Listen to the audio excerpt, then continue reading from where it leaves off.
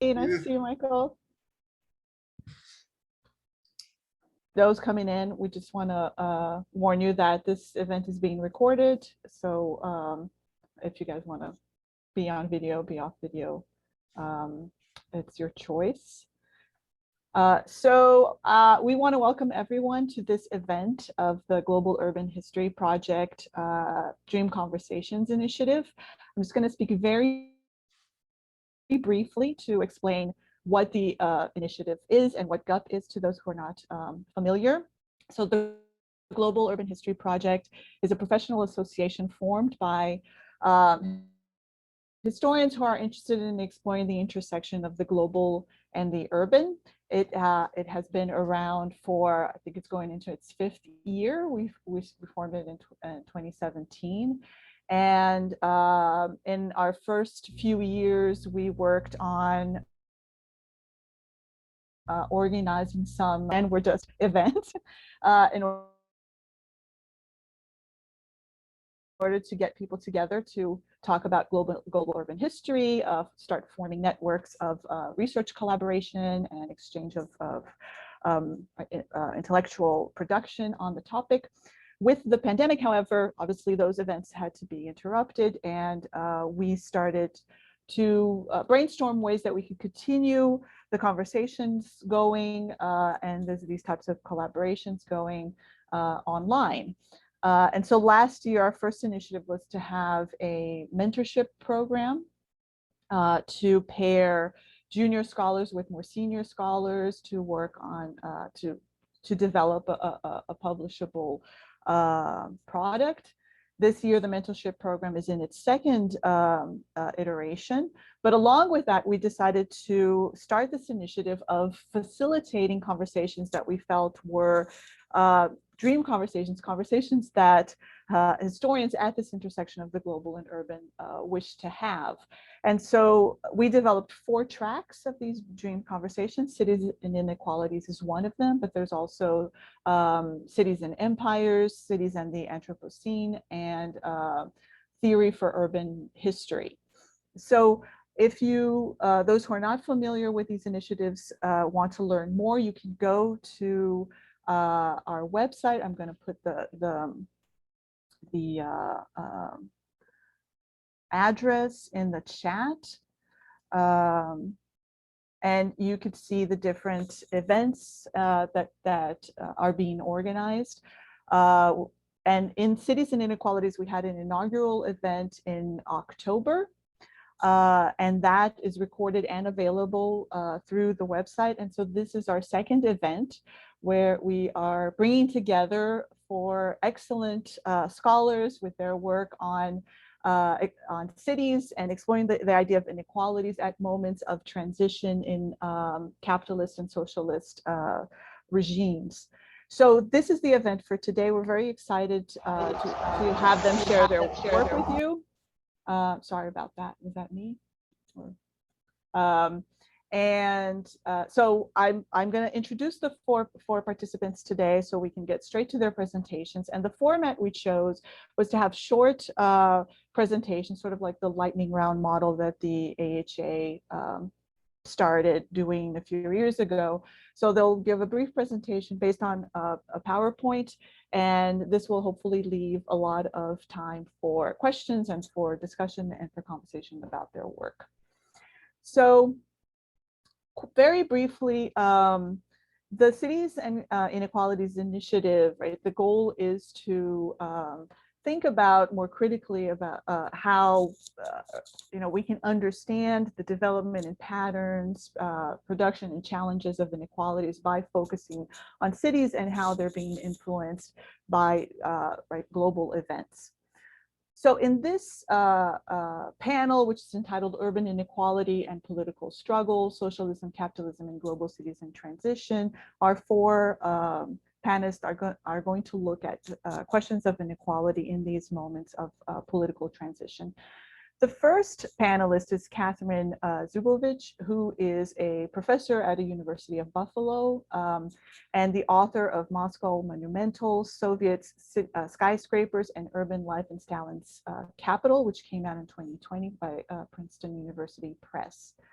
I'm going to introduce all four panelists, so you don't have to hear from me anymore, and you can just hear from them after this. Then Kristen Stapleton, who's also a professor at the University of Buffalo, author of Civilizing Zhendu, Chinese Urban Reforms from 1895 to 1937, will present then her paper on housing inequality in socialist China. Then Emilio de Antuniano, who is a professor at Trinity University, currently working on a book entitled The Shape of a Megalopolis, Growth, Revolution, and Informality in 20th Century Mexico City, will speak to us about Mexico City. And finally, Andra Chastain, who is professor at Washington State University in Vancouver and the author of Chile Underground, the Santiago Metro, and the Struggle for a Rational City, will share with us her work on Santiago's metro system. So I will now pass on the word to Catherine. Thanks. Thank you so much, Mariana. I'll just share my screen. And thanks so much, Mariana, for bringing us all together for this event. I'm excited to have this opportunity to speak with my fellow panelists and with our audience about urban inequalities as they manifest across different geographical, political, and social contexts. So I'm a historian of the former Soviet Union, and in my field, the topic of urban inequality is actually receiving renewed attention lately. In fact, in a recent paper, the historian Heather DeHaan called on the field of Soviet history to develop new spatial theories of inequality.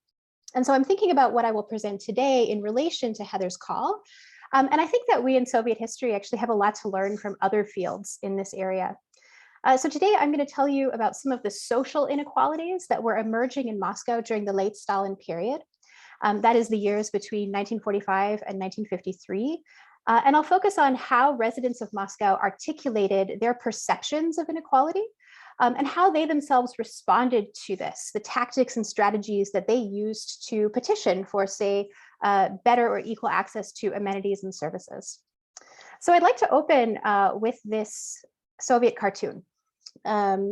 This was created, printed in the final months of the Stalin era. It was published in a January 1953 issue of the Crocodile magazine, a weekly satirical magazine, and it shows a group of kids playing outside in the snow. The caption at the top of the image gives us some context. It reads, "Once again, buildings are constructed without any space planned for kindergartens and nurseries." And we learn who's responsible for this major oversight in urban planning from the caption below the cartoon. One of the kids is saying to the others, "Come on, guys, let's build a big, big building, and we won't give even one room to our uncle architects. They can go play out in the street." So the kids in this cartoon are playing architect, right? They're building something together out there on this cold January winter day. And their activities in the image are actually mirroring those of the crane that you can see in the distance up in there in the left. And through the act of play, these Soviet children are trying to reverse the status quo. They're trying to undo a situation in which those uncle architects have not given any thought to the needs of children in the city. And this cartoon, printed in an official Soviet magazine, can be taken, I think, as a public acknowledgement of the broader crisis faced by Soviet urban residents in their daily lives. But when it comes down to it, the cartoon is really very lightly criticizing architects for what was a very serious problem, even in prestigious cities like Moscow, where I think this cartoon was meant to have been set. A lack of childcare facilities is really no joke. And the cartoon also makes the Soviet architect a scapegoat for what were ultimately decisions made at the very top of the Soviet Stalinist state. So as the Soviet Union transitioned after 1945 from wartime to peacetime, the country faced a severe housing crisis. But instead of devoting resources to rebuilding and expanding housing and daycares and nurseries, Stalin and other top officials opted to build in cities like Moscow large-scale monumental construction projects that were designed, in the Moscow case, to allow the Soviet capital to rival cities in the West. So while Stalin and other Soviet leaders were looking at cities through a kind of global lens, they were focused on the symbolic work that a city like Moscow could do, ordinary urbanites saw cities through the lens of the local and the everyday. And I'll give you an example of these diverging views of the Soviet city by drawing on my research in Moscow. So I look in my book, Moscow Monumental, which was published last year, at the construction of 8 skyscrapers in Moscow. And I have them all marked here on the map, and I've given some examples of what these buildings look like on the sides. These enormous skyscrapers, built starting in 1947, served a variety of purposes. One of them was, and still is, a university. There were a couple of hotels, some office buildings, and some residential towers for Soviet elites. And the construction of these elite structures had the effect of sucking up and concentrating resources. So I'm talking labor resources, construction materials devoted to these projects, the attentions of engineers, planners, and architects who might have spent their time differently in this post-war moment, say implementing solutions to the country's housing crisis, were it not for an order that came down from the Soviet Council of Ministers in January 1947, calling for ordering the construction of these 8 skyscrapers in the city. So like urban renewal projects being implemented in the very same moment in North America and Western Europe, in this post-war moment, Moscow skyscrapers also had the effect of displacing tens of thousands of residents, many of whom found themselves relocated from homes in central Moscow to newly built, hastily built housing on the outskirts of the Soviet capital. So in looking at the Moscow case, I have found especially helpful the literature on urban renewal. Projects that were underway in North America and Western Europe really at the same moment in time. Now, of course, due to differences between capitalism and communism, between liberal and illiberal regimes, the comparison breaks down along a number of lines. For example, in Stalinist Moscow, we do not see private-public partnerships forged in order to rehabilitate slums and eliminate urban blight in city centers. Aside from the obvious lack of private sector in the Soviet Union, the terminology used in the Soviet context was also very different. Words like slum were reserved for descriptions of capitalist cities. In Soviet rhetoric, New York City had slums, but Moscow did not. Moscow was a socialist city, and it therefore did not feature the same types of urban inequalities that could be found in capitalist cities. Now, of course, I'm here to tell you that that is not true, but the rhetoric underlying urban renewal schemes differed across the capitalist and socialist divide. Another difference, of course, has to do with race. So while the history of urban renewal in the US is inextricably tied to the history of racial segregation, in the Moscow case, race does not feature in quite the same way. That said, I do think that how Soviet urban planning projects reinforced or consolidated racial and ethnic and national identities is a promising avenue of research waiting to be opened in Soviet historiography. So the concept of urban renewal does become useful to historians of the Soviet Union when urban renewal is seen as a site of struggle.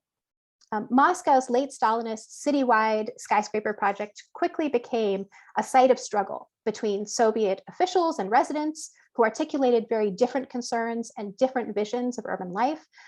And Moscow's Stalinist skyscrapers were also a site of struggle between Soviet elites who benefited from skyscraper building by moving up into these buildings in new luxury apartments, and non-elites who were displaced to the outskirts of the city by construction. So how did Soviet citizens respond to their displacement, and how did they react to the inequalities that they faced when they were moved from the city center to the outskirts? Well, thankfully, residents had more tools at their disposal than just redesigning pretend cities out in the snow, like those children in the cartoon. While they could not form residents associations to fight skyscraper building, nor could they gather together in any kind of public protest over the planned construction, Soviet citizens living through the late Stalin era did have one important tool at their disposal, and this was letter writing. Writing letters to Soviet state officials had become a common practice in the Stalin era, an acceptable form of criticism and critique. And in their letters, residents expressed multiple concerns and desires relating to their displacement. They articulated a very different vision of their city than the one that was being articulated through steel and marble on the late Stalinist cityscape. Hundreds of letters written by displaced residents remain today in the Russian archives. And I'll close out my time now by giving you an example of just one of them. In June 1953, Dmitry Vasilyev and his wife, Vera, who was a doctor, wrote to Soviet official Lavrentiy Beria to express their frustration about the fact that they were about to be displaced from their apartment in Moscow's central Zaryadye neighborhood, which is marked here with that blue dot on the map. to the outskirts of the city due to skyscraper construction. So they were being moved from the Zaryadye out to Kuntseva, there marked on the map in the west. Now, the Vasilyevs had been displaced a few years earlier. In August 1941, they were given 24 hours notice to vacate another apartment that they lived in the city, in a building that was seized in 1941 by the Soviet Army for purposes relating to the war. The Vasilyevs were not happy with their current living arrangement in 1953. When they had moved quickly in 1941, they had moved into a communal apartment. So they shared that one apartment with 5 other families. And as they reported in their letter to Beria in 1953, there was no gas service in the apartment, the roof was falling in, and in winter they often went without hot water. And yet, as they put it, quote, relocation to the far edge of the city, beyond Moscow city limits, will create more difficult conditions for our work and life, as we will spend so much time in transit to and from work. The Vasilyevs requested housing in a more central location. If possible, they wrote, in a skyscraper. And residents' letters like this one show that proximity to the city center had become, by the late Stalinist era, a marker of social differentiation and a measure of social inequality.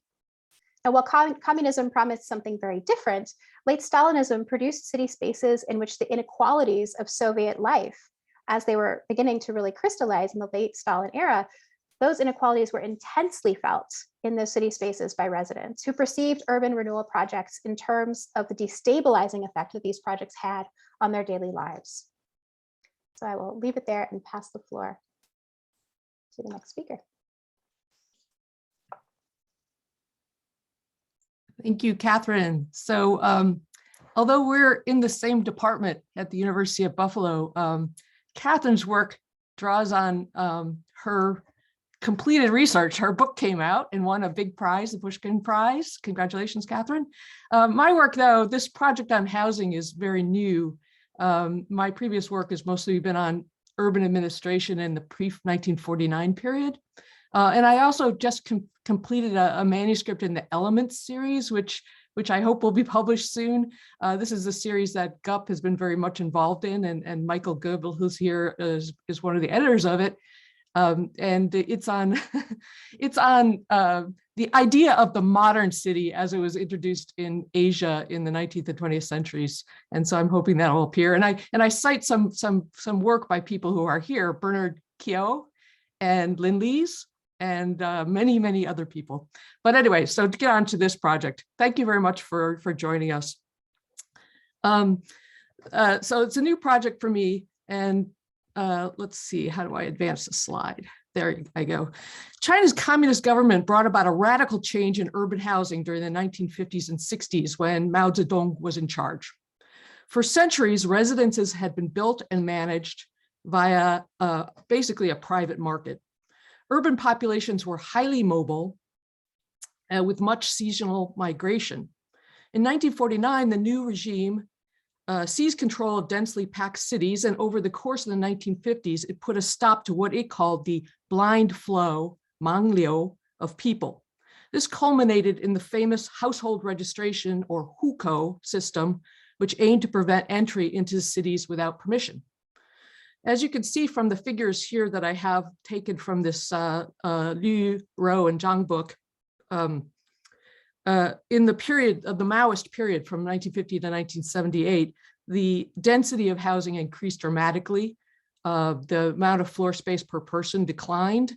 And then also there was a big shift from private ownership of housing to state provision of housing. In 10%, in the 1950s, 10% of the national budget was allocated to the construction of new housing. And then that figure bottomed out, dropped very dramatically in the 1960s.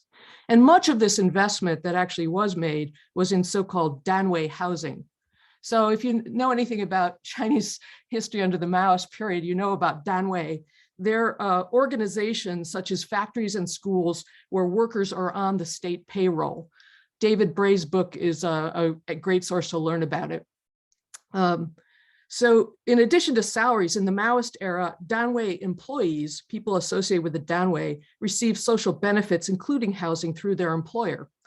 Urban residents who were not associated with a state work unit or a danwei The undanweied, we might call them, included the unemployed, peddlers, miscellaneous laborers, including sex workers. City district governments were responsible for their housing and other needs. In Shanghai in 1955, 2/3 of the residents were undanweied, so they were not part of this state, didn't receive state provision of housing. Many lived in huts and in so-called hut districts. So Catherine mentioned the word slums, and the word hut district, penghu chu, is sort of used for slums, but it many people in China use that. I'm not sure they would call part of New York City a penghu chu though, because penghu, this kind of hut is specific to Chinese cities. So most new housing in the 1950s was built by large danwei and consisted of multi-story buildings within a walled compound that accommodated schools, clinics, and shops. In the 1950s, newspapers regularly reported on the construction of model worker villages, particularly in Shanghai and other eastern cities that were industrializing. Also, photos of Soviet and Eastern European worker housing and even vacation facilities appeared in newspapers. And so the message was clear: industrial productivity is the path to better housing. Investment in housing was aimed at serving industrialization and industrial workers. Danwei and danwei housing thus produced status distinctions in the new society. Most research on social life in Maoist cities explores danwei life. The extreme housing conditions that undanweied people faced deserve more attention, in my view. How is the very limited and continuously deteriorating stock of residual non-danwei housing managed? How did its residents live together and deal with communal problems? Research on questions like these can help reveal the texture of life for the least privileged communities in Maoist cities. A few fascinating portraits of life in non-danwei housing, urban housing in the Mao era do exist. Harvard professor Jia Li's loving account of her grandparents' Shanghai homes is both engaging and revealing. Her family lived in a housing built before 1949 for middle-class professionals. In the 1950s, she writes, quote, "The architecture that had previously sheltered the privacy of bourgeois families was transformed into a complex labyrinth of mutual surveillance where everybody had a view of or was within hearing range of the intimate spheres of a number of others," unquote. Fictional accounts also offer interpretations of Maoist urban communities. Produced in 1983, Li Longyun's play Smallwell Lane chronicled 3 decades of life in a Beijing Hutong neighborhood. Over the course of the play, one homeowner gradually loses control over his house. Finally, during the Cultural Revolution, he donates the house to the state in an attempt to avoid political trouble. Years of Red Dust by Qiu Shoulong, who writes detective fiction. If you're a fan of detective fiction, you may know him. This book sketches a fictional but very realistic Shanghai neighborhood from 1950 to 2005. One chapter delves into the problem of housing allocation and involves a single man with an acquaintance who offers to be his, quote, temporary girlfriend to help him rise in the priority list for housing. In the 1990s, the state gradually stopped supplying housing as a public benefit, and a private housing market emerged. A book that supported these reforms and was published in 1991 argued that the housing policies of the Mao years had produced a particular psychology relating to housing, a malady the authors termed house craving syndrome. They felt no need to explain how this malady manifested itself in ordinary citizens, since their readers in the 1990s had no doubt experienced it personally. But they did give a fairly detailed and sympathetic account of the challenges facing the staff in charge of housing distribution, besieged on all sides by requests for better housing assignments. Although the account is evocative, it leaves out the detail about the politics of the housing allocation process that historians crave. In privileged danwei that had the funds to build housing, the process might have been fairly straightforward. Danwei leaders allocated space based on specific criteria. No doubt there were unwritten rules that favored particular people. No doubt also it was a contentious subject within the work unit community. But the process of housing allocation for people who did not belong to a work unit must have been particularly complicated, and very little is known about it. One of the best studies of the transformation of Chinese urban life in the 1950s is Zhang Jixun's book on Shanghai, which analyzes the establishment of Guhp, or street committees, they're called in English, and the gradual growth of their function in such areas as sanitation, policing, and the distribution of ration tickets. Unfortunately, Zhang's study does not discuss the role of Guhp in the allocation of housing. I imagine that, like our university periodically does, the housing office in each city district would send out a survey about space allocation to the various Guhp offices to complete. When it seemed that one neighborhood had a bit more space per resident than others, it might be asked to accommodate more residents. A neighborhood that wanted to uphold its revolutionary reputation would feel pressure to agree. This is mostly conjecture on my part. Zhang's Shanghai study does show that the documents that would shed light on this process most certainly exist in local archives. When I tried to access some of them myself, though, in 2019, I was not successful. Archival work in China is very difficult these days, and oral history has always been very difficult for outsiders like myself. I came to this project of housing inequality in Mao-era cities as a sort of nostalgic return to my early days doing research in Chengdu, a major city in Western China, in 1990, right as the great housing reform was being launched. I was studying city administration in the 1920s, which led to visits to the homes of old men I wanted to interview. Most of them lived in concrete apartment blocks with stark stairwells crammed with boxes and bicycles. So this is a photo of me. I'm actually in that photo, having a celebratory meal. I invited them all to all these old guys to a celebratory meal after I got my dissertation defended. So I visited them, their homes, and here's two pictures from some of the homes. The person who is making dinner for me lived in a one room that was on an exterior balcony, and he did his cooking on with charcoal briquettes on this balcony. He's making me eel, by the way. Although I thought little of it at the time, I believe most of the residents I visited as a graduate student were in buildings that had been constructed at different times since 1949. The old men I interviewed had been regarded by the communist government with suspicion because of their pre-revolutionary careers. After the Cultural Revolution ended in 1976, they were, quote unquote, rehabilitated politically and given courtesy appointments to the City History Academy, which is how I met them. It was probably then that they were allocated housing in old state-built units that had been vacated by people offered better options. In 1990, Chengdu still had plenty of pre-1949 housing, but who lived there? And how often was space in those buildings reallocated and people relocated? Unfortunately, I didn't ask, and the questions are now very hard to answer. Housing culture in China was completely transformed since 1990, a process that is among the wonders of recent world history. The appetite for urban housing, both as residence and as investment, has been tremendous. Right now, though, the slow collapse of the giant developer Evergrande is introducing the scary idea that housing bubbles can burst. People's relationship to real estate is once more being called into question. Studies of housing in the Maoist period can give us a sense of the development of attitudes about housing and the great hunger for housing that has fueled the Evergrande fiasco.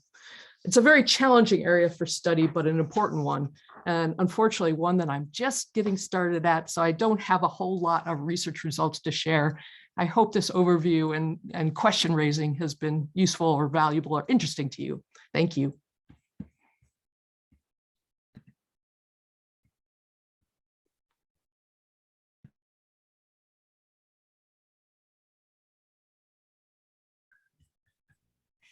Hello. Oh. Hi, I'm gonna upload my presentation and can you all see this? Okay, perfect. And another thing, okay.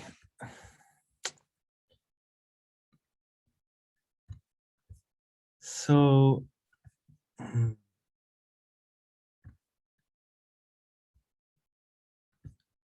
sorry. Whoop. I have all these windows. Okay, can you hear me all? Okay. Thank you all for, and then set my time.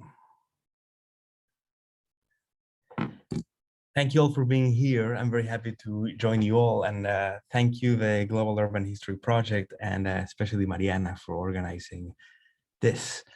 My presentation is about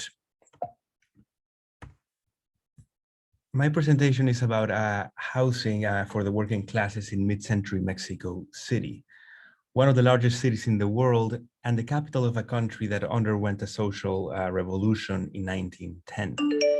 Mexico City was an engine for social mobility, political integration, and acculturation for rural migrants.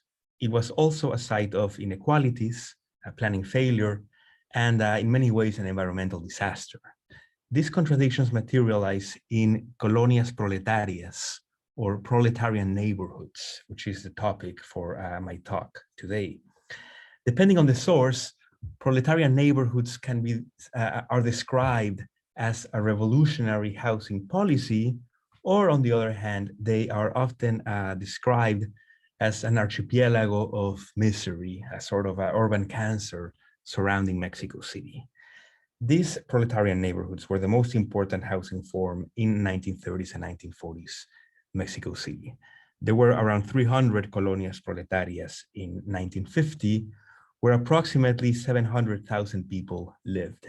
This is a map of them in 1960 that you're seeing right now, and you can see them encircling the city center around 1960. Now, let me start with a couple of images from one proletarian neighborhood. This is called Colonia Proletaria Gabriel Ramos Millán. The first photograph that you see here illustrates the beginnings of the neighborhood in the winter of 1950-1951. We see a group of families who up until then were living in a poorly constructed houses in the margins of the river San Joaquin, 7 or 8 miles away from this lot. The government relocated these families to a lot that it had previously purchased. The families gathered their belongings, placed them in trucks provided by the government, alongside wooden planks and metal plates that they used to build their new homes. The improvement of the makeshift houses, the improvement of these initial makeshift houses into solid houses took a few years, as did the installment of public services. By 1960, this was a working class, yet unremarkable neighborhood with deficient roads, sewage, electricity, schools, and markets. And yet, this progress did not prevent observers from describing these places as marginal. This was the title of a 1963 thesis that described this particular colonia, Ramos Millán, as a marginal place. The thesis described the cultural shock faced by rural migrants living in the place. This was how architects and journalists described these places in the 1950s and the 1960s, as the Mexican version of a Latin American problem: rapid urbanization, social marginality, and poverty. The next image illustrates how urban planners viewed proletarian neighborhoods. In 1950, the same year the previous photograph was taken, Mexico's most important modernist architect, Mario Pani, designed a housing project that would stand in this spot, the unbuilt housing unit Tlacotali Bramadero that you see in the right in the screen. Inspired by the modern movement, Pani designed famous housing projects like Unidad Tlatelolco, which this is a picture of Tlatelolco. Housing unit Tlacotali Bramadero was a more humble project. Pani worked for the city planning department, and this unit was designed as part of a city master plan. In Pani's vision, this area would become a low-income residential area where 21 housing units would stand. This particular unit, however, was not built. Both images, this image and the previous photograph that I showed you, appear to represent contrasting perspectives of Mexico City's housing problem. The first picture evokes self-construction, as well as an array of land invasions and population relocations that took place with varying degrees of state support. It does not immediately evoke words like state or planning. The second picture evokes modernist planning, this small-scale blueprint simplifies complex social, environmental, legal, and historical realities, rendering the housing problem legible. I contrast these images because they capture complementary sides of the politics and planning of housing in Mexico.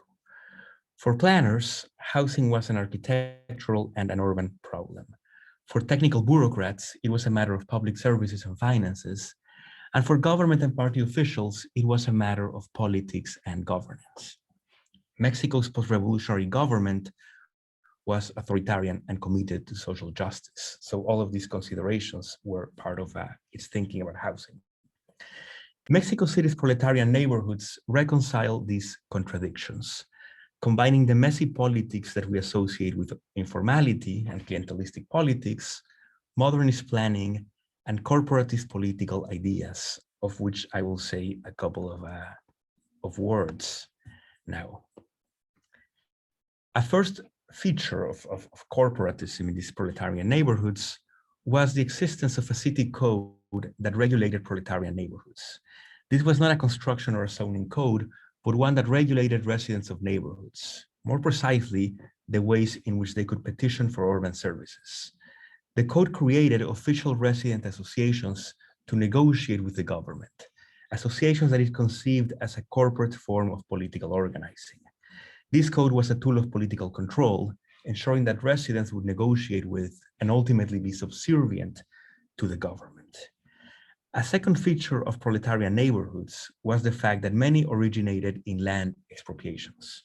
The Mexican Constitution grants the state large powers of expropriation. It is known that Mexico's agrarian reform expropriated thousands of land holdings to distribute among peasants. In a similar but less expansive way, the government used expropriations to establish proletarian neighborhoods. The Supreme Court supported these expropriations through the figure of social function of property. According to this reasoning, distributing urban land fulfilled indirectly the needs of the collectivity. Proletarian neighborhoods were sanctioned by the city government and listed in an official census. But that does not exactly mean that they were planned. Rather, the government sanctioned neighborhoods already built by working-class families. While these neighborhoods often broke planning codes, they were not exactly illegal. They existed in a legal limbo that opened opportunities for regularization and provision of public services. They can seem planned or unplanned on the outside, depending on the perspective that one adopts. Perhaps they exemplify Anania Roy's oxymoron of informal planning. In brief, over the 1930s and 40s, the government expropriated land and sold it to workers under the condition that they organize in official associations. The actual management of these proletarian neighborhoods was very discretionary. Multiple resident organizations existed in most neighborhoods, and the relationship between the government and them was full of political conflicts. Leaders of associations were often corrupt, and the government distributed public services following a political logic. To finish my presentation, let me return to these two images. By the 1950s, observers described proletarian neighborhoods as illegal and marginal.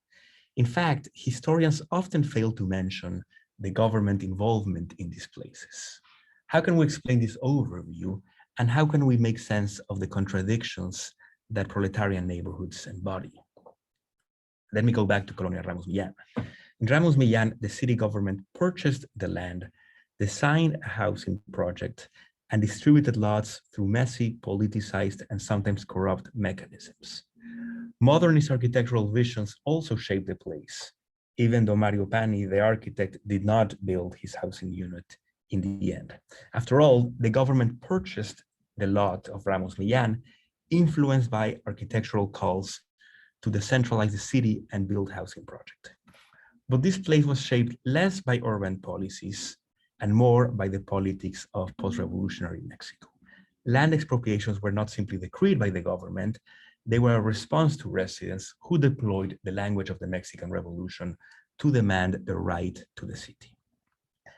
The location and infrastructural inadequacies of proletarian neighborhoods reproduced geographical inequalities and authoritarian political relationships.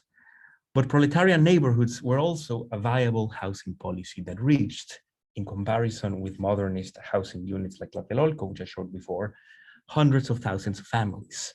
From a perspective of scale, this was a very successful policy.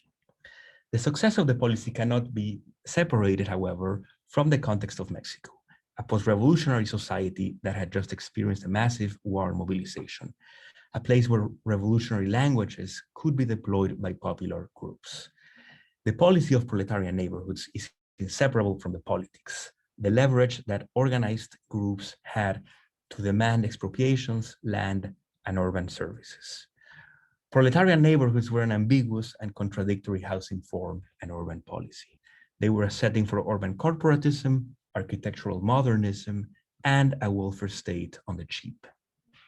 They were also a setting for a churning real estate market, messy broker politics, and geographical, social, and political inequalities. Proletarian neighborhoods took shape at the interface between government oversight and grassroots organizing, city codes and extra-legal politics, progressive political languages, and narrow and segmented interests. The process and the end result were not pretty, they were not particularly just, and they were not technically rational, but the experiment worked as a way of building a welfare state on the cheap for those lucky enough to gain access to it. Thank you. That's it for me.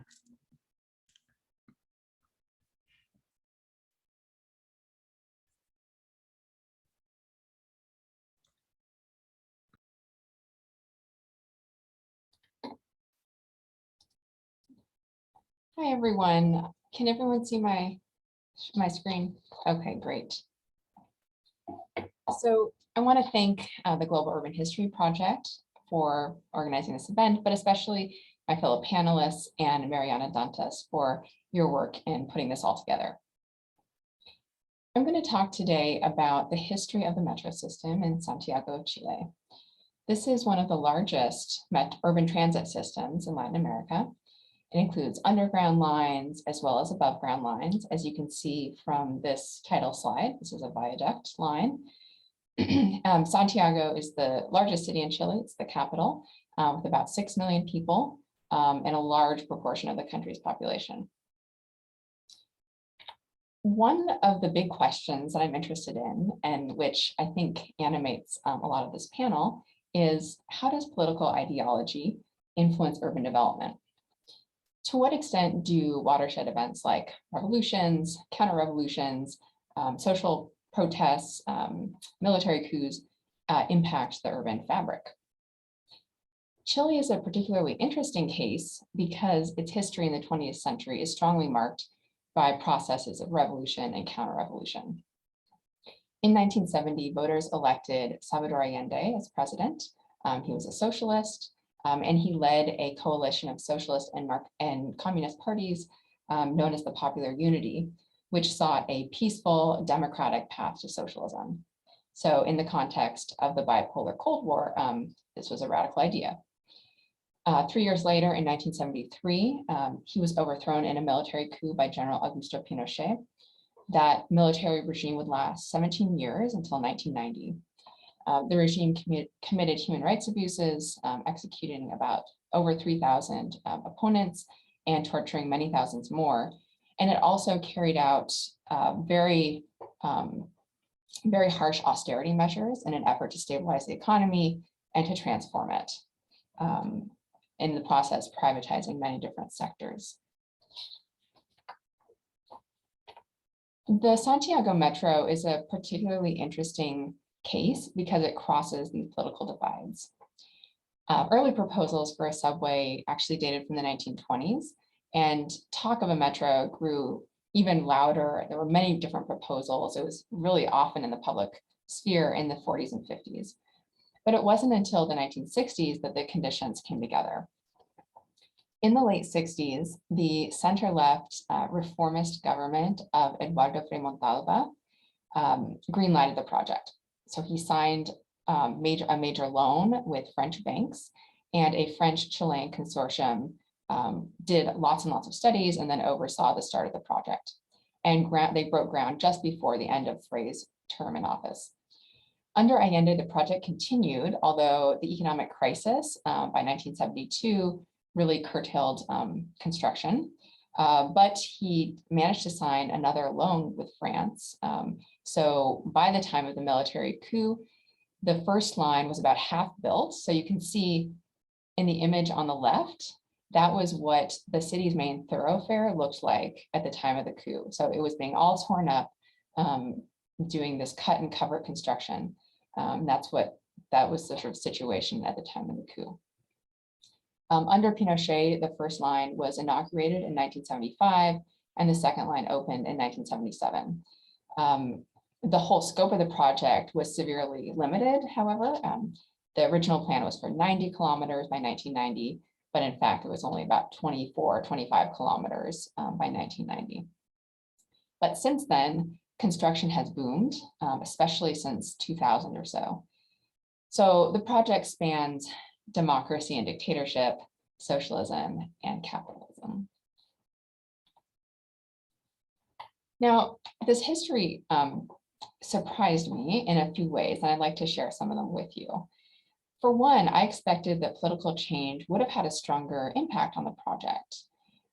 There are other examples of monumental state projects in Chilean history that were either radically changed or just axed altogether after the coup. One example is this building here. This is the UNCTAD 3 building. That stands for the Third UN Conference on Trade and Development. This major international conference was held in Chile in 1972. So under Allende, they built this building. The plan was for it to be a museum for the people after the conference. But when the military coup happened, they bombed the presidential palace. And this is the building they chose for the headquarters of the military regime. So they walled it off to the public and they renamed it after a conservative Chilean statesman.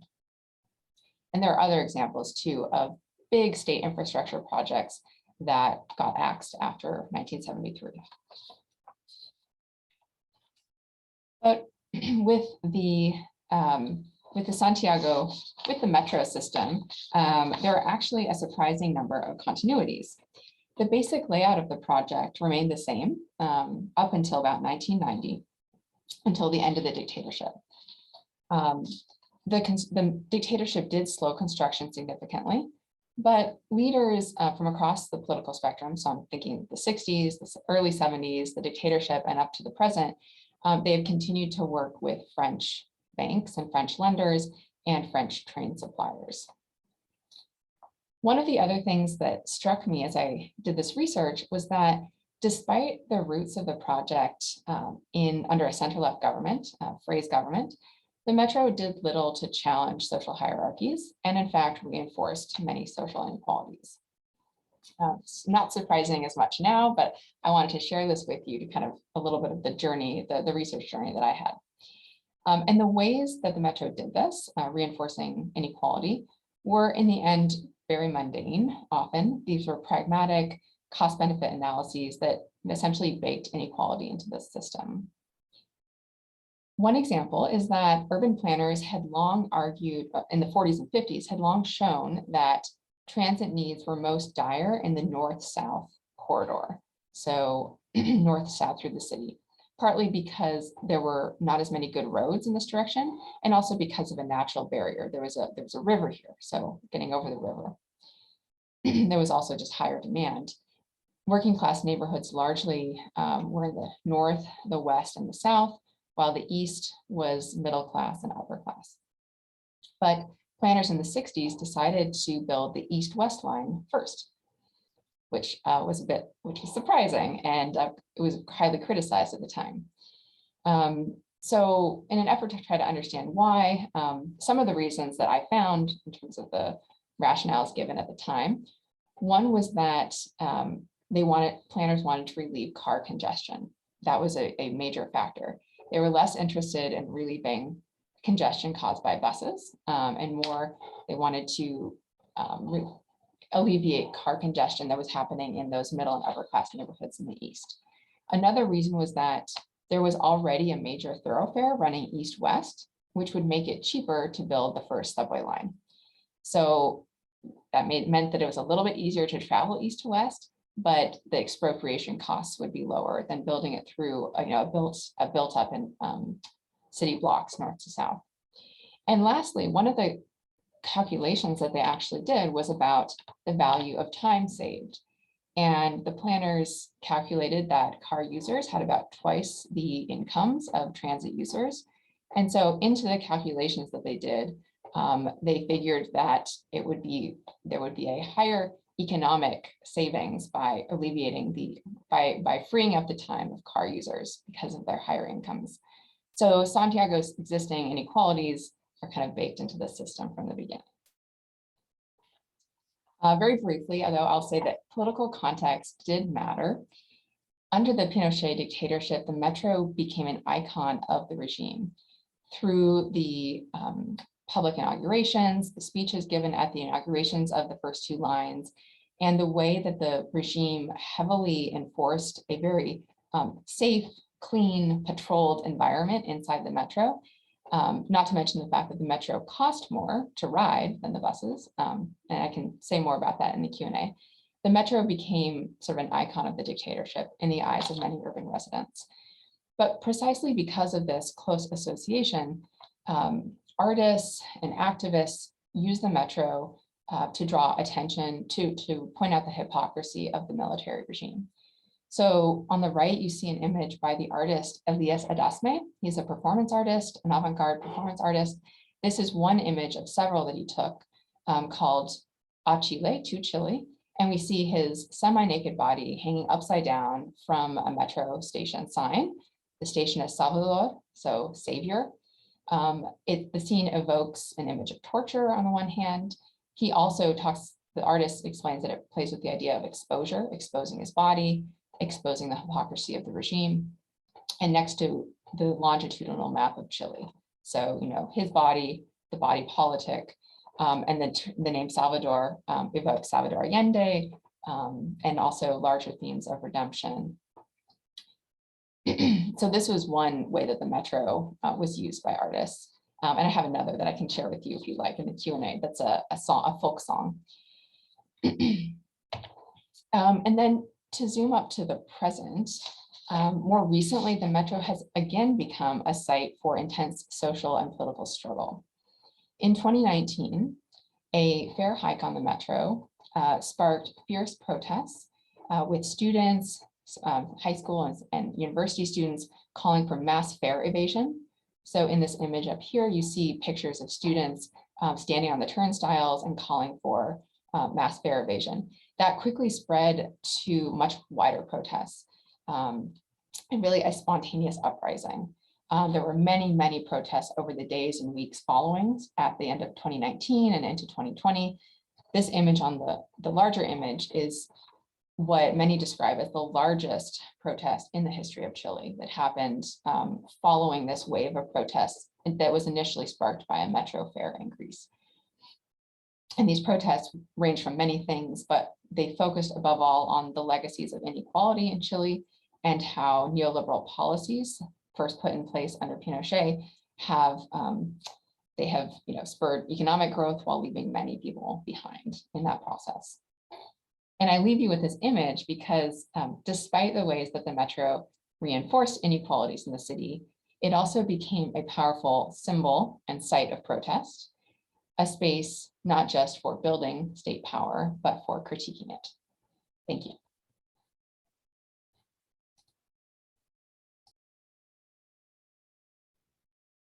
Thanks, Sandra. Thanks, everyone, for these excellent presentations. I'm sure there's lots of questions that people would like to raise. And I'll open the floor and ask if you guys could raise your hands. So we can go in an orderly fashion with the questions. So if anybody would like to start.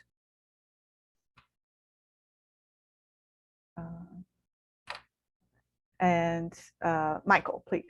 And then you. Yeah. Michael and then Laura. Yeah, all right, thanks, Mariana. I can start. Thanks so much. There's a strange echo, is there? Yeah, maybe your sound, maybe if you lower your sound a little bit, Better now? that's better. Yeah, okay. Yeah, thanks so much for the for these great presentations. And I'm wondering, it's not the Santiago Metro that's behind you, Mariana, is it?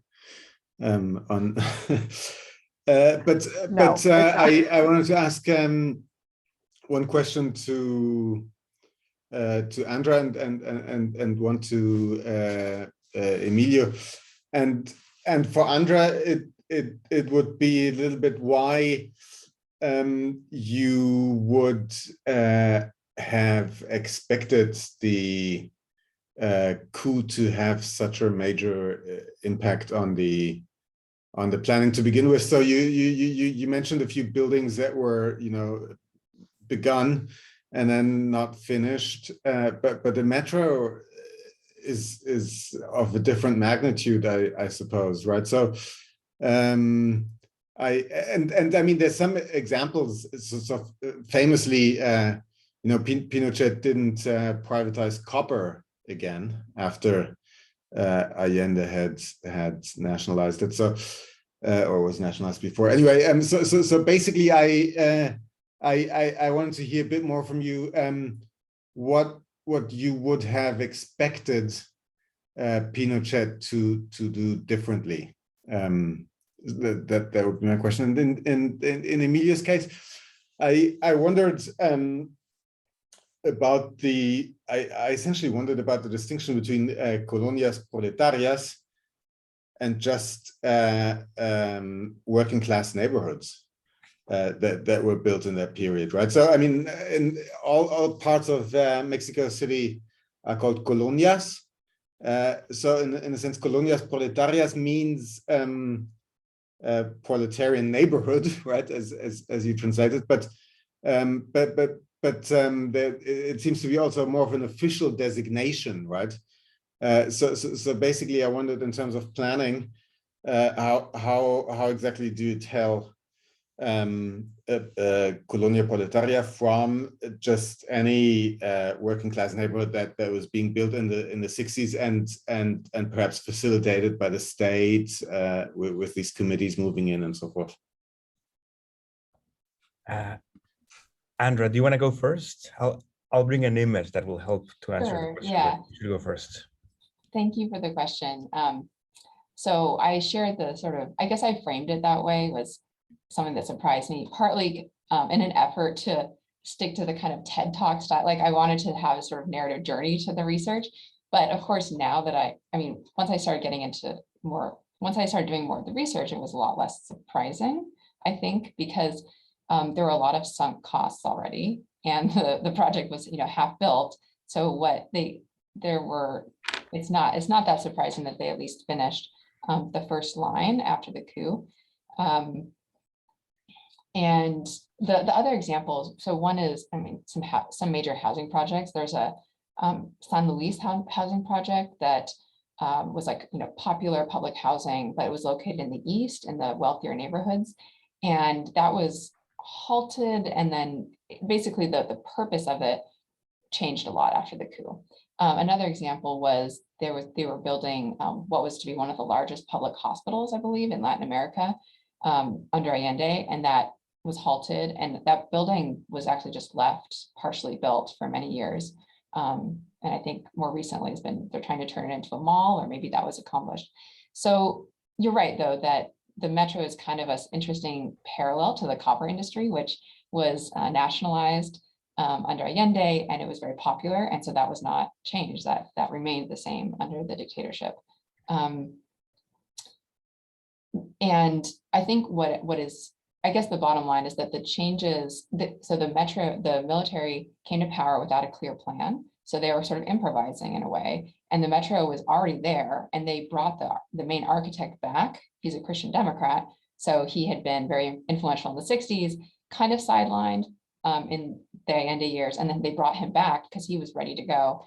And it was a project that they could kind of claim victory for pretty early on.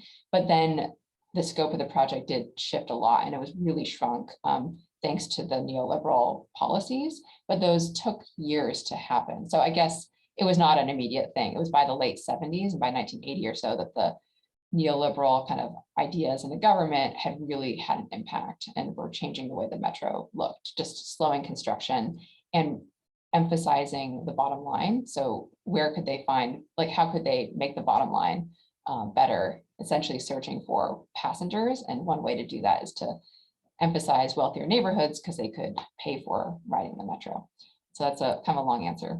Thank you. Thank you, Michael. And very quickly, in response to the question of the difference between colonias proletarias and other working class neighborhoods, two types of differences. One is administrative or government or governance, and the other one is architectural. In terms of the administrative difference, colonias proletarias look like any other working class neighborhood in Mexico City. But by virtue of being part of this government registry, they have a somehow quicker and easier time getting public services and negotiating with the government. Now, you really have to look at it in a case-by-case basis, but what my research has shown me is that this status as colonia proletaria matters when it comes to negotiating with the government. Now, what's interesting is that very few people kind of like know this, or it doesn't really matter when you're looking at a colonia, like if it's a colonia proletaria or not, it's always ambiguous because people are always claiming status as colonia proletaria, regardless of the fact if it actually is a colonia proletaria. Now, in terms of morphology or architectural, it's much more easy to know the difference. Let me show you a very quick difference. I don't know if you guys can see this little map. This is, at the center, it's what Mexicans call the Herradura de Tugurios, which would be the Horseshoe of Slums. These are old neighborhoods built at the turn of the century, the equivalent to conventillos in Argentina or cortizos in Rio de Janeiro. And this outside set of neighborhoods, these are the colonias proletarias, which are in the outskirts of the city, normally don't have urban services, and they have a much lower density. Now, this is the difference between what scholars then would call slums of hope and slums of despair. So the outside ones are the slums of hope, because even though they have a really rough beginning, they get better with time. Now, the irony, of course, is that these slums of hope, when you read about them in the 1950s, nobody really thinks of them as a policy. But in the 1940s, because they had a special legal status, they are actually a kind of urban policy. It just does not really fit with what we think about as urban policies. But yeah, it's a very clear dichotomy, especially in the ways that policymakers thought. It was like in one you had renters, in one you had homeowners, in one inside, outside, density, less density. And of course, these places change with time. So, but 20 years later, they would be like the old slums. But that's the difference. So Laura Colby is next, and then Carl, and then Yuri Gama.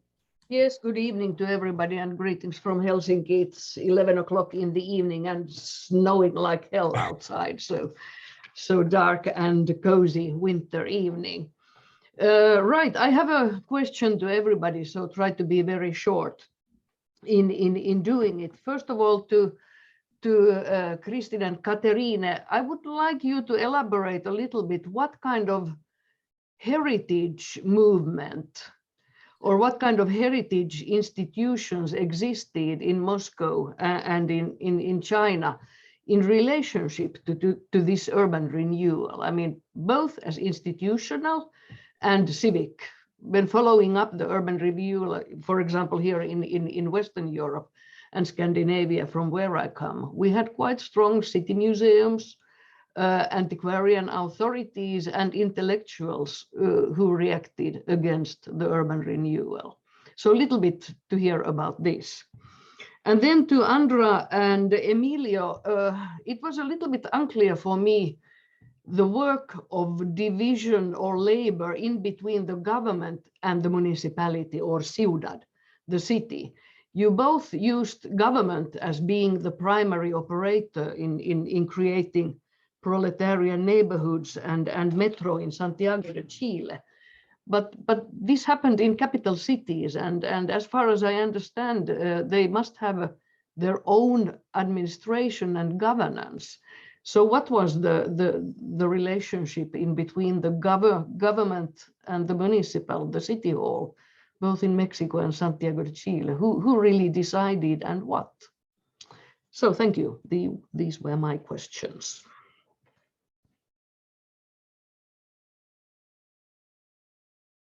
Catherine, do you want to go ahead? Sure, I'll jump in and then pass it on to you with the same question. Yeah, this is thank you, Laura, for this question. How kind of a heritage, whether a heritage movement existed in Moscow in this moment.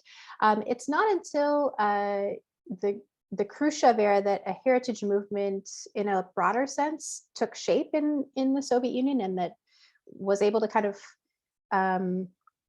petition against these kinds of projects. But in the late Stalin era, there were individuals who were interested in preserving certain structures and saving them from demolition. And a good example of this in relation to these Stalinist skyscrapers is in the same neighborhood that Dmitry and Vera Vasilyev were being expropriated is the wrong term, but evicted and rehoused from this neighborhood. There were a number of churches. This was one of Moscow's oldest neighborhoods, and there were a number of churches, and those churches still stand on the site today because a number of the architects who were involved in building the skyscraper and just involved in the city of Moscow generally petitioned to save those structures. So there was a kind of movement among architects who at the one and the same time were designing the skyscrapers, but were also recognizing the important heritage of certain sites and going out of their way to save those kinds of buildings. Interestingly, lots of ecclesiastical structures were saved in the process of this, of course, viewed, this was not justified in the late Stalin period as, their religious structures and therefore they're important. It was, these are objects of Russian heritage that need to be saved. So I would say in China, the situation was pretty different because this in the communist perspective, the cities that were the most developed were symbols of imperialism. And so a lot of the sites of imperialism needed to be absorbed into the new socialist world. And so therefore, a church would be turned over to be a storeroom or a school or whatever. There was interest in heritage that was involved the communist history, and the Communist Party got its start in Shanghai. So that area was very active. And there are a couple of recent good studies in English, one by Jia Li, who wrote that book about her grandparents' house. She then went on to work on heritage issues and how history is commemorated materially. And then also Denise Ho, who teaches at Yale, has a book about museums in China. Both of them, and actually, I didn't say this in my talk, but almost all of the research on the Maoist period focuses on Eastern China, Shanghai and Beijing. And I work on Chengdu, and I can tell you from my own initial research, every communist region, when they set up a government, they would try to recruit some patriotic revolutionary intellectuals. And sometimes those people that were posted into cultural positions, like a cultural leadership position. And those people actually would say, this aspect of our regional history really is valuable, needs to be preserved. I wrote an article on one such person in Chengdu, who was a novelist by the name of Li Jieren, who actually said, our city, Chengdu, has this amazing spot, which is dedicated to the history of the most famous Tang Dynasty poet, Du Fu. If you know him, Du Fu Cao Tang. So Du Fu's grass hut has been a heritage site for hundreds and hundreds of years. We need to preserve that, and he actually got a budget to have that preserved in 1950. So you're right, intellectuals can play a role, but most intellectuals were suspect. This guy particularly was seen as an advance, and ultimately he became suspect too. But for a brief while in the 50s, he had some influence and he could help designate particular projects.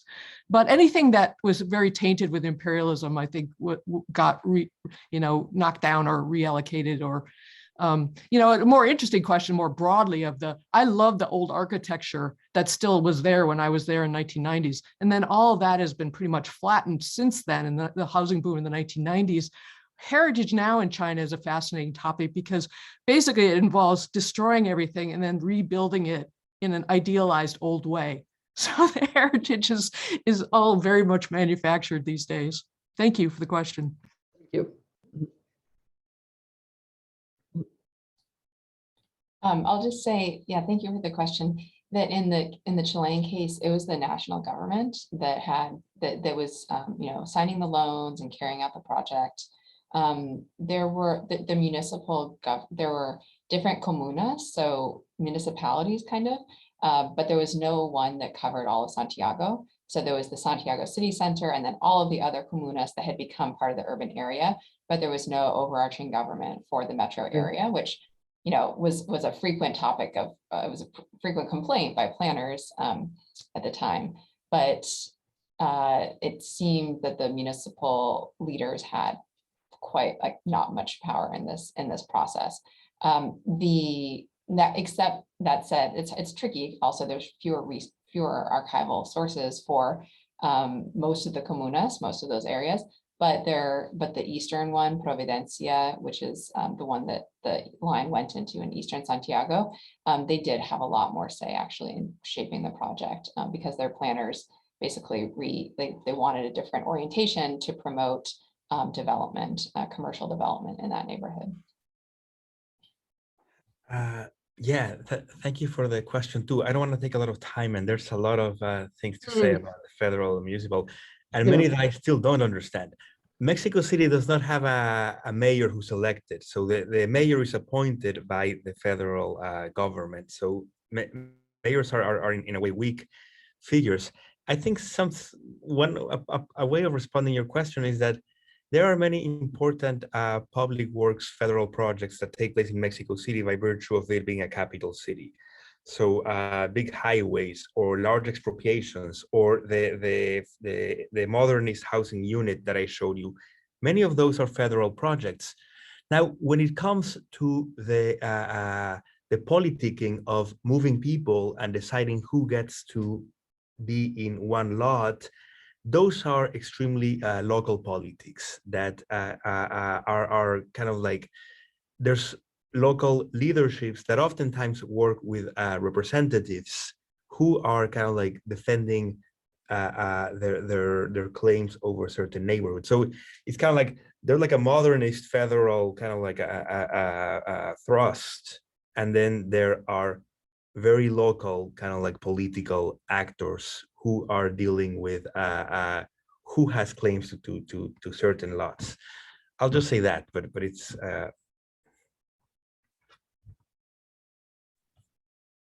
Carl, I think you're up now, and then Yuri. Thanks, Mariana, and thanks all four of the presenters. These are this is a really interesting group of papers. I'm going to play on the theme that Andra brought up of spanning socialism and capitalism, since this panel does that in a really interesting and almost incremental way. It sort of feels like we went from the most socialized city of Moscow through a period of 50% home ownership in China to some kind of mixed economy, revolutionary economy in Mexico to Pinochet at the end. So there's a kind of story there that I want to hear you reflect on.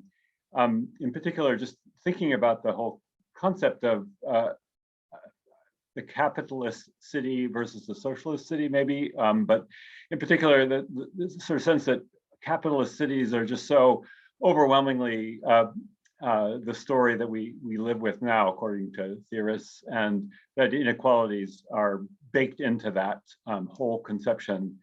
So where are we supposed to think about a period when capitalist cities maybe didn't dominate the entire world in this way, and yet there still were inequalities? Is it that there were lingering capitalist phenomena in Moscow and China, for example, or in Mexico City even? Obviously, there was sort of a revival of anti-socialist activity in Chile? Or are we just saying basically that state-run cities are just as unequal? What's the big argument here? And Kristen, just one little footnote piece. Could you also comment on the story that I know of early Maoist cities? Was that when Mao took over, he had to somehow keep the political support of landowners for at least a while, which is why you had that 50%, and why maybe also a lot of that housing was deteriorated in those areas. I don't know. And then eventually began to put municipalities in control of housing quality by the end of the 50s, something along those lines.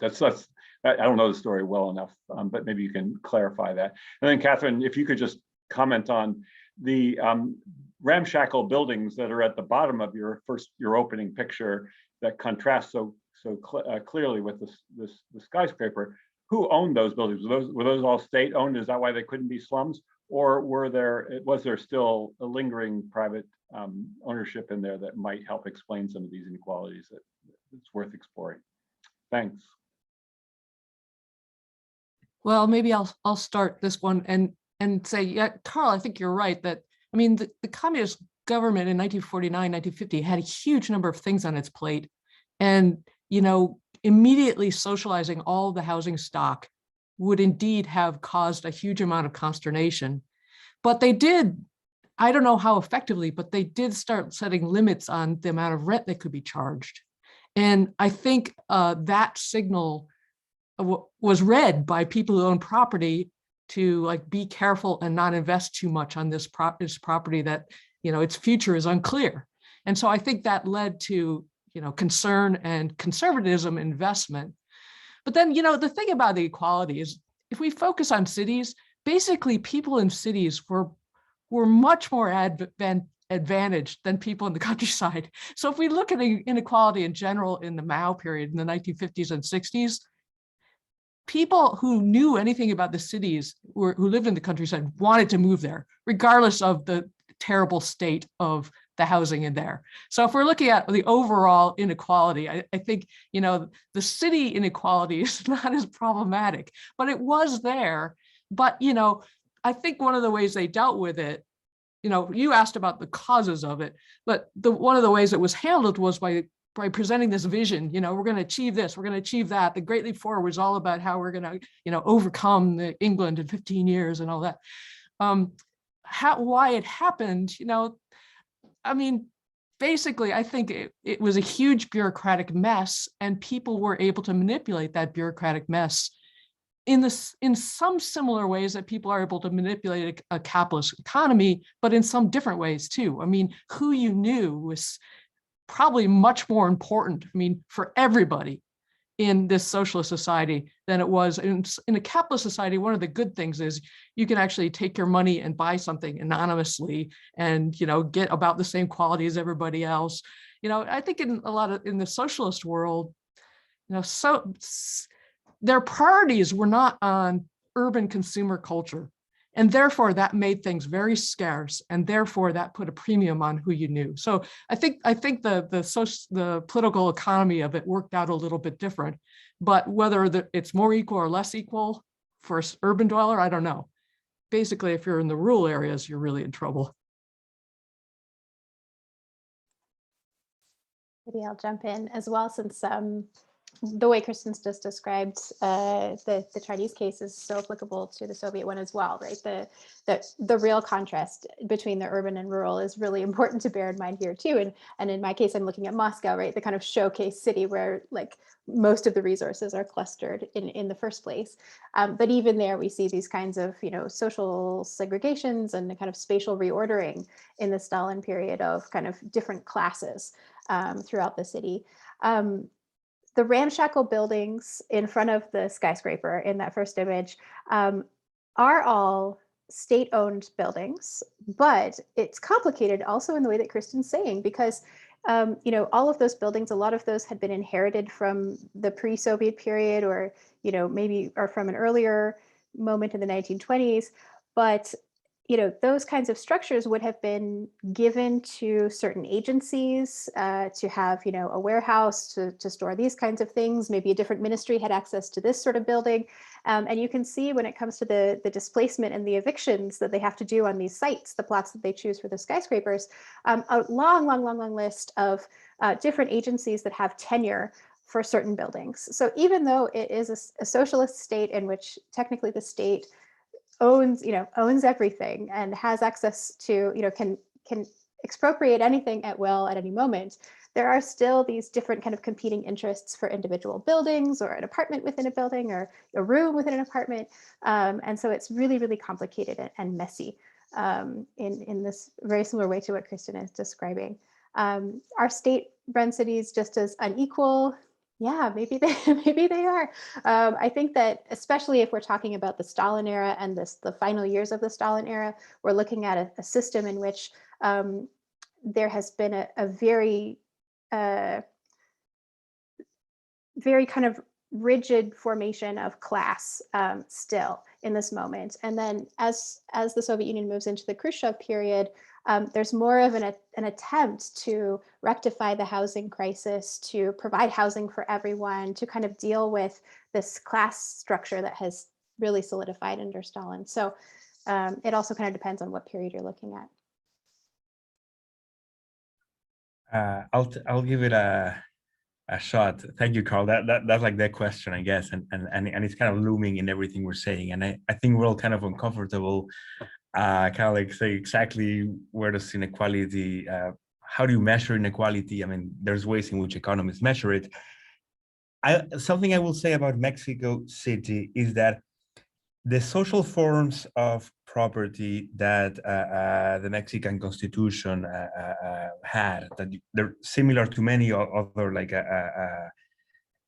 legal ideas of the social that you see in other places in the world. These social forms of property and the existence of irregular land markets that were politicized. In other words, that you had access to them through political connections. I think these two things gave opportunities to working class people to gain access to land. So in a way, the revolution, in other words, I think, open opportunities for land access, both because of its, let's say, political and ideological component, and also because of these juridical forms. Now, at the same time, the inequality is there. So I think I would say that there's inequality, but there's also a tremendous social mobility. That when I think about, for example, the US, in the case of racial minorities in the US, what I've learned, say, from your work and others, is that in Mexico, there are some inequalities that go together with social mobility. And there is not, I believe, as strong, I think in US cities, perhaps in Brazil a little bit, Yuri, I don't know, there is a kind of conflation of informality, race, and stigma that I think in Mexico, at least, I see less. So these were poor places. These were places that suffered from inequality, but there was in the mid 20th century, I would say an upward mobility. I would not extend that argument to today, but the colonias that I studied in the 1940s, 20 years later, these places had they had improved a lot. So this is more of an impressionistic argument than an argument that is based on kind of like a hard data in a way. I'm studying a few places, and I think they experienced that upward social mobility, but that has to do as well with what Catherine and Christine are saying, with a context of developmentalism and growth in a country and a larger political economy that is favoring the city. So I'll leave it there, but yeah.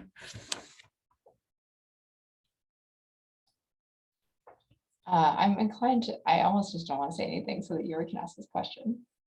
But I have a lot of interesting thoughts on that too. But I want to let Yuri ask this question. Okay, Yuri, you have the floor. Thank you, Andrea.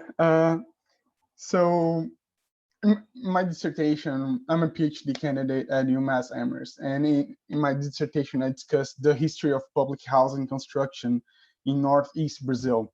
So this panel is fantastic, and I'm learning a lot, and it's definitely gonna be very helpful.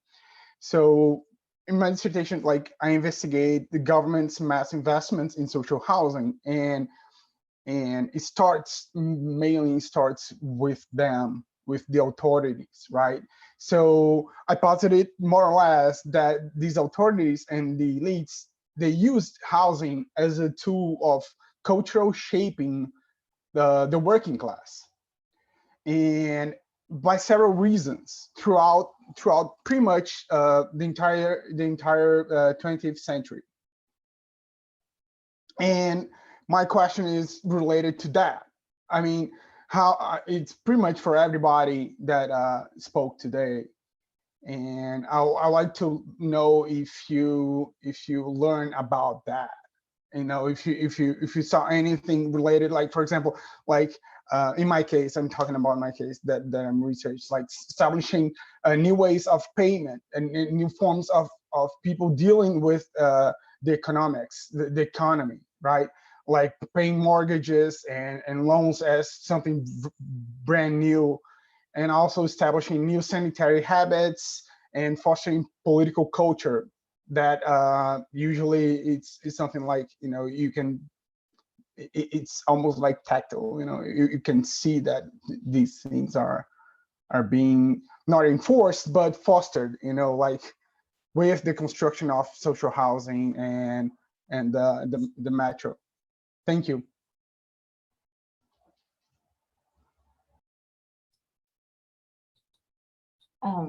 I'll say something, maybe try to be very brief. In the case of the metro, to answer Yuri's question, there was a really big emphasis on trying to teach people how to ride it because it was so different from the buses.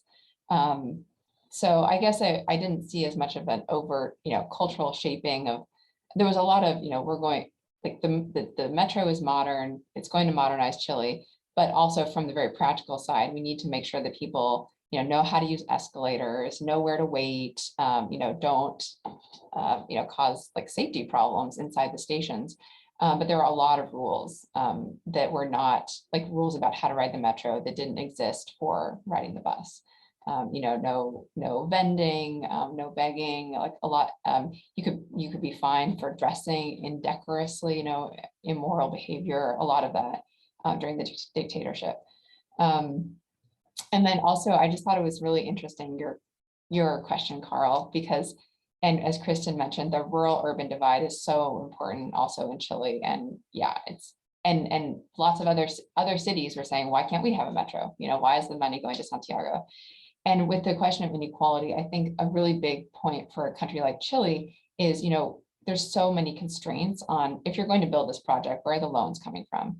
And there were efforts in the 60s and early 70s to use the metro to, I think, create more of a national development, so a national industry to build metro cars, or just to have more of the money spent locally. But there were restrictions, and the French didn't want to negotiate, even though Allende tried to negotiate, to use that project for, you know, more redistribution more broadly.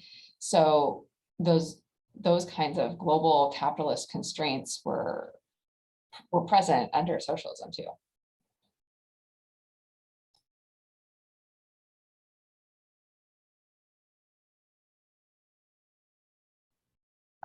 We're at 4:30, which is when we said the panel would end.